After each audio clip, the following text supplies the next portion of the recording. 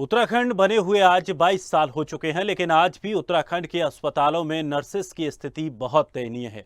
पूरे उत्तराखंड में वर्ष 2020 तक मात्र 746 स्टाफ नर्स थीं, जो कि ना के बराबर हैं।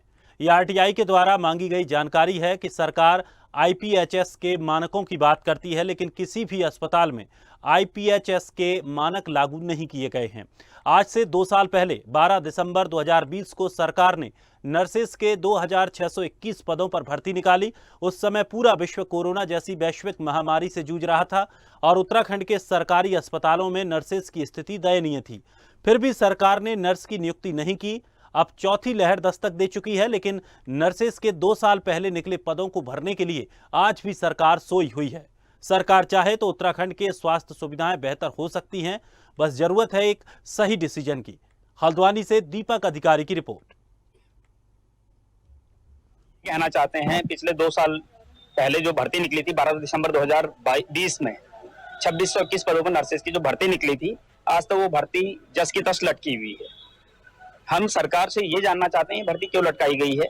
पिछली सरकार की लास्ट कैबिनेट में जब वर्षवार का फैसला ले लिया था, जब सब कुछ हो चुका था, एएनएम का और जीएनएम का दोनों का वर्षवार नियुक्ति का फैसला लिया, तो एएनएम को जो है उनका जीओ क्लियर किया, उसके बाद विज्ञप्ति निकली और 1 जुलाई से पहले उनको नियुक्ति देने का फैसला कर लिया गया। लेकिन हमारा जीएनएम का स्टाफ नर्स का आज तक जीओ नहीं आया है। क्यों नहीं आया है?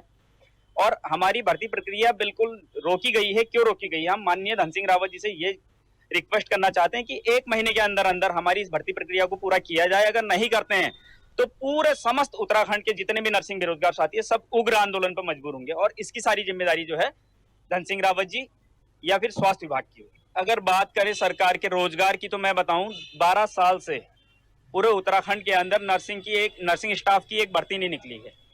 पूरे उत्तराखंड के नर्सेस की, सरकारी अस्पतालों में नर्सेस की स्थिति बताऊं तो 2020 में मैंने एक आरटीआई लगाई थी, जिसमें पता चला था 746 staff nurse, total 746 staff nurse पूरे उत्तराखंड में स्थायी हैं। आईपीएचएस के मानकों की बात करें 11,500 से ज्यादा स्टाफ नर्स की रिक्वायरमेंट है। क्यों नहीं सरकार भरती है? सर 2 साल से आश्वासन दे रही है और आप खुद देखिए, क्या आश्वासन से किसी का पेट भरता है? क्या आश्वासन से किसी का घर चलता है? नौकरी जब तक नहीं होगी तब तक कुछ नहीं होगा। जैसा कि सर मैं ये बोलना चाहूंगी कि आज का दिन जो है हमारे लिए बहुत महत्वपूर्ण दिन है। आज का दिन एक ऐसा है कि जिस दिन से मतलब हमने ये प्रोफेशन चुना है, तो हमारे लिए ये एक चुनौती है।